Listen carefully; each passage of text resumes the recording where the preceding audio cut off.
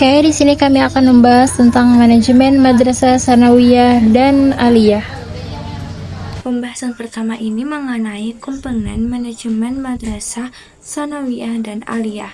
Yang pertama ini ada manajemen kurikulum. Manajemen kurikulum ini disusun berdasarkan standar nasional pendidikan yang mencakup 8 aspek, yaitu isi, proses, lulusan, tenaga pendidikan, sarana, pengelolaan, pembiayaan, dan evaluasi. Kurikulum ini bersifat integratif yang menggabungkan ilmu umum dan ilmu agama, yaitu dengan secara menyatu untuk mencapai pendidikan Islam yang holistik. Kurikulum integratif ini dilakukan dengan mengelompokkan mata pembelajaran menjadi beberapa kategori seperti agama, kewarganegaraan, ilmu pengetahuan dan teknologi, estetika dan jasmani, olahraga dan kesehatan, serta keterampilan hidup. Yang kedua ini ada manajemen sumber daya manusia. Manajemen sumber daya manusia di madrasah sanawiyah dan aliyah ini merupakan tanggung jawab yang diemban oleh kepala madrasah dengan tujuan manajemen sumber daya manusia di lingkungan madrasah ini untuk menjadi kinerja tenaga pendidik dan kependidikan secara optimal dan efisien untuk mencapai hasil pendidikan yang optimal dan suasana kerja yang kondusif dan menyenangkan. Adapun komponen sumber daya manusia di madrasah sanawiyah dan aliyah ini yang pertama rekrutmen, yaitu proses mencari atau menyeleksi guru serta staf sesuai dengan kebutuhan madrasah. Yang kedua yaitu penempatan, ini menempatkan tenaga kerja diposisikan sesuai dengan kebutuhan dan keahlian. Yang ketiga ada pengembangan, ini meningkatkan kompetensi melalui pelatihan, pendidikan, seminar, workshop, ataupun diskusi ilmiah serta kegiatan profesional lainnya. Yang keempat ini pengawasan atau evaluasi. Ini proses penilaian kinerja untuk memastikan bahwa tugas dilaksanakan sesuai dengan tanggung jawab yang telah ditetapkan oleh madrasah. Ketiga, manajemen keuangan. Manajemen keuangan madrasah adalah upaya dana secara efektif untuk mendukung dan menunjang tujuan dari pendidikan madrasah tersebut. Nah, adapun langkah untuk melakukan manajemen keuangan madrasah dengan baik yang pertama yaitu melakukan perencanaan anggaran, menyusun rencana pemasukan dan pengeluaran berdasarkan kebutuhan madrasah. Yang kedua, pengawasan pengeluaran. Ini mengontrol pemakaian dana agar tepat sasaran dan terhindar dari penyalahgunaan. Yang ketiga, laporan keuangan. Ini membuat laporan rutin untuk transparansi dan dasar pengambilan keputusan. Yang keempat, pengolahan kas dan rekening. Ini mengukur alur kas dari sistem yang baik, tertib, serta akurat. Yang kelima, pengembangan pendapatan. Ini mencari dana tambahan dari donatur, mitra, pengajuan hibah agar tidak bergantung pada satu sumber dana saja. Nah, yang keenam, kepatuhan regulasi. Ini mengikuti aturan keuangan demi akuntabilitas. Yang terakhir, pemanfaatan teknologi. Gunakan sistem keuangan digital agar lebih efisien dan rapi. Yang keempat, yaitu manajemen sarana dan prasarana pendidikan, adalah proses sistematis untuk menyiapkan segala perlengkapan yang dibutuhkan dalam kegiatan pendidikan, agar pembelajaran di madrasah dapat berjalan dengan efektif dan efisien.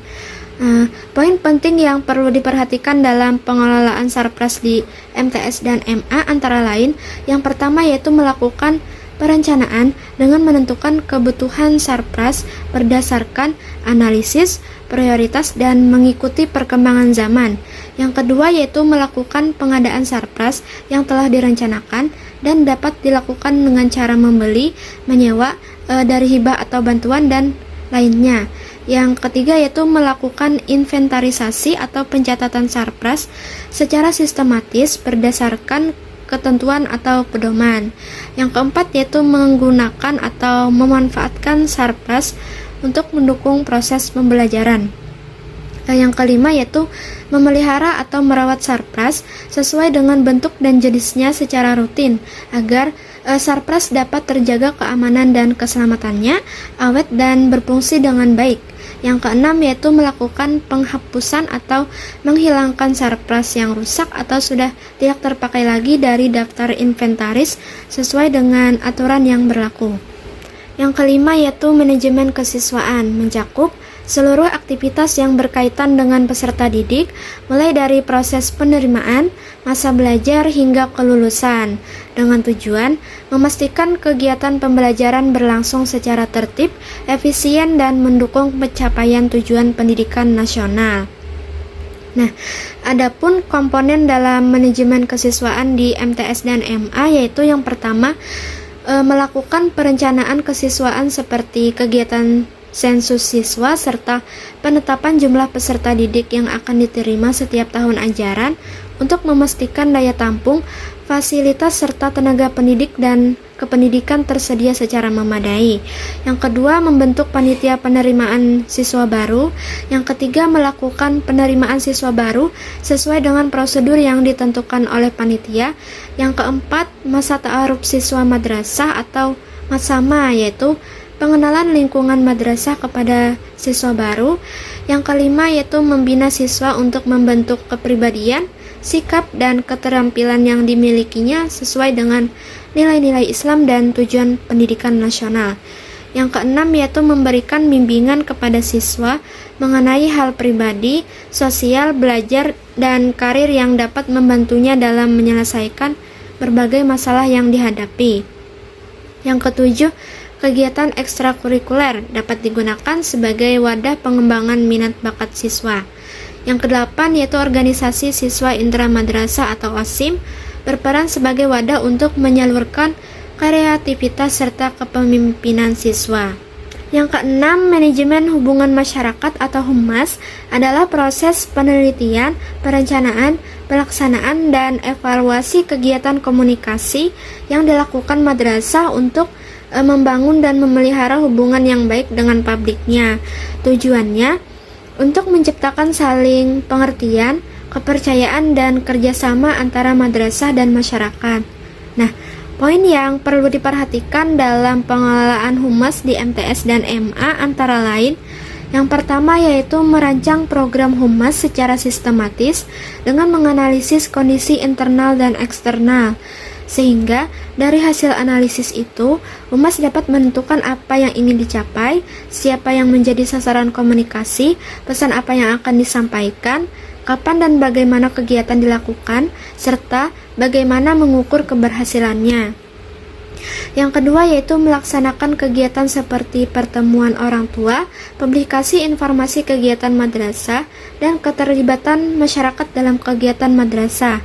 Pelaksanaan harus ditunjang dengan SDM yang kompeten dan dana yang memadai sesuai rencana yang ditetapkan. Yang ketiga yaitu evaluasi dengan menilai keberhasilan program dari segi efektivitas atau tepat sasaran dan efisiensi atau hemat dan cepat, yang mana dilakukan selama dan setelah program kehumasan berjalan. Baiklah, di sini saya akan membahas mengenai tantangan dan permasalahan Madrasah Tsanawiyah dan Aliyah. Nah, yang pertama yaitu ketimpangan fasilitas dan SDM. Jadi, ketimpangan fasilitas ini dapat mempengaruhi kualitas pendidikan dan kemampuan siswa, yang mana fasilitas yang kurang memadai dan kualitas SDM yang rendah dapat menghambat proses belajar dan mengajar dan mengurangi kualitas lulusan. Berkenaan dengan tempat, sering kita jumpai bahwasanya madrasah yang berada di pedesaan mempunyai gedung yang tidak memungkinkan untuk proses pembelajaran. Jika ditinjau dari segi kemajuan sains teknologi, yang mana lembaga pendidikan madrasah ini masih jauh tertinggal dengan sekolah umum lainnya. Adapun ketimpangan kualitas SDM, yang mana guru berkualitas di sekolah swasta itu relatif lebih rendah dibanding negeri. Banyak guru yang mengajar bukan pada keahliannya. Nah, hal inilah yang dapat menjadi aspek profesionalisme guru itu menjadi terabaikan. Kemudian yang kedua, yaitu keterbatasan dana dan akses teknologi. Hal yang menjadi problem juga dalam madrasah yaitu keterbatasan dana dan akses teknologi, yang mana dapat mempengaruhi kemampuan lembaga pendidikan dalam menyediakan fasilitas dan sumber daya yang memadai untuk siswa. Keterbatasan dana ini dapat berdampak pada kualitas pendidikan dan kemampuan siswa untuk mencapai potensi mereka. Adapun keterbatasan akses teknologi dapat berupa kurangnya akses internet, perangkat teknologi, serta kurangnya keterampilan digital yang dapat menyebabkan siswa kesulitan menggunakan teknologi secara efektif. Oleh karena itu, penting bagi lembaga pendidikan untuk mencari strategi untuk mengatasi keterbatasan dana tersebut dan meningkatkan kualitas pendidikan. Kemudian yang ketiga yaitu persepsi masyarakat terhadap madrasah. Nah, jadi persepsi masyarakat ini seringkali itu masih negatif. Yang mana persepsi negatif ini disebabkan oleh kurangnya informasi tentang madrasah atau pengalaman buruk terhadap madrasah. Jadi salah satu faktor utamanya juga dari latar belakang pendidikan dan pemahaman keagamaan. Ada yang memandangnya sebagai lembaga yang mampu mencetak generasi berkualitas yang memahami ilmu pengetahuan dan agama secara seimbang. Sementara ada juga yang beranggapan bahwa madrasah ini cenderung terfokus pada aspek keagamaan semata dan kurang memperhatikan pendidikan umum. Selain itu, persepsi lain juga yang berkembang di masyarakat bahwa kualitas pendidikan di madrasah itu lebih rendah dibanding sekolah-sekolah umum yang dilengkapi dengan fasilitas-fasilitas modern. Nah, jadi persepsi seperti inilah yang dapat mempengaruhi minat siswa dan orang tua dalam memilih madrasah sebagai pilihan pendidikan. Kemudian saya akan menjelaskan mengenai strategi pengembangan manajemen madrasah. Nah, jadi yang pertama yaitu penguatan kapasitas kepala madrasah dan guru. Pengembangan kapasitas kepala madrasah dan guru ini dapat dilakukan melalui beberapa cara, seperti mengadakan pelatihan dan workshop yang relevan dengan kebutuhan mereka, kemudian mengembangkan program pengembangan profesional yang berkelanjutan, pengembangan kemitraan dengan lembaga lain, menggunakan teknologi untuk meningkatkan kapasitas dan mengadakan evaluasi dan umpan balik yang konstruktif. Jadi manfaat penguatan kapasitas ini yaitu adalah untuk meningkatkan kualitas pendidikan, meningkatkan kemampuan kepala madrasah dan guru, meningkatkan kepercayaan diri, dan meningkatkan kemampuan siswa untuk mencapai potensi mereka. Kemudian yang kedua yaitu penggunaan teknologi informasi dalam manajemen. Penggunaan teknologi informasi dalam manajemen madrasah dapat dilakukan dengan mengembangkan sistem informasi manajemen yang efektif untuk memantau dan mengelola data siswa, guru, dan staf, serta memantau kemajuan siswa dan madrasah. Selain itu, penggunaan teknologi komunikasi seperti email, WhatsApp, dan aplikasi lain dapat meningkatkan komunikasi antara guru, siswa, dan orang tua. Jadi, pengembangan website madrasah yang informatif dan interaktif juga dapat membantu mempublikasikan informasi tentang madrasah, tentang kegiatan siswa, dan prestasi-prestasi yang ada di madrasah. Jadi, penggunaan aplikasi pendidikan yang efektif dapat mendukung proses belajar mengajar, seperti pembelajaran online, aplikasi penilaian, dan aplikasi pengelolaan kelas. Kemudian yang ketiga yaitu kerjasama dengan lembaga eksternal dan peningkatan citra madrasah. Kerjasama dengan lembaga eksternal dan peningkatan citra madrasah sanawiyah dan aliyah ini dapat membantu meningkatkan kualitas pendidikan dan meningkatkan minat siswa dan orang tua untuk memilih madrasah. Kerjasama dengan lembaga eksternal ini dapat membantu meningkatkan sumber daya dan fasilitas. Sedangkan peningkatan citra madrasah dapat membantu meningkatkan kepercayaan masyarakat. Dalam banyak hal, pengelolaan dan manajerial pendidikan madrasah itu tidak bisa berdiri sendiri. Jadi mesti bekerja sama dengan pihak lain, terutama itu Kementerian Pendidikan dan Kemendikbud, baik di pusat maupun di dinas pendidikan, di daerah provinsi dan kabupaten atau kota, serta pemerintah daerah atau Pemda. Jadi, sinkronasi kebijakan terkait regulasi pendidikan, kurikulum, program atau kegiatan dan sebagainya itu mesti dilakukan secara berkesinambungan.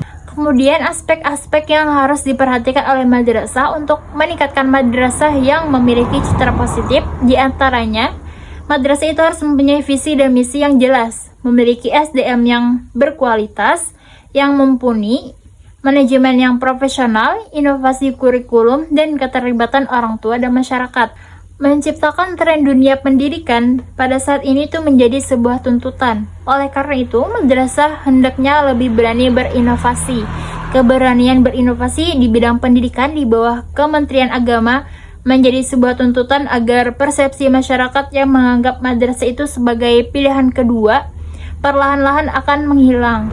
Konsekuensinya, madrasah semakin ditantang untuk meningkatkan kualitas agar masyarakat itu tidak goyah dan semakin menguat citra positif tentang madrasah. Nah, jadi itulah beberapa strategi dalam pengembangan manajemen madrasah. Mungkin itu saja yang dapat saya sampaikan. Salah hilap mohon maaf. Wabillahi taufiq wal hidayah. Wassalamualaikum warahmatullahi wabarakatuh.